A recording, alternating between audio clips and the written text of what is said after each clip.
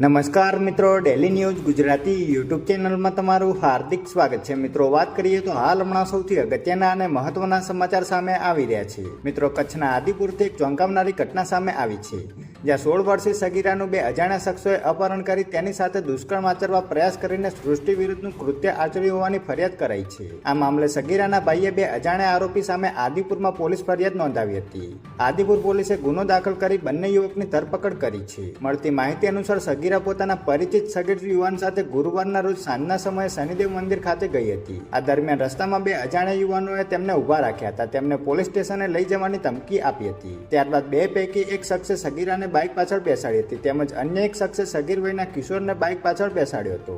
ત્યારબાદ અવાવરું જગ્યાએ લઈ જઈ સગીરા સાથે દુષ્કર્મ આચર્યું હતું. સગીરાએ વિરોધ કરતા તેને જાનથી મારી નાખવાની ધમકી આપી હતી અને આરોપીએ સગીરા સાથે સૃષ્ટિ વિરુદ્ધનું કૃત્ય આચર્યું હતું. ત્યારે પોલીસ સ્ટેશનમાં ગુનો નોંધાતા બંને યુવાનોની ધરપકડ કરાઈ હતી.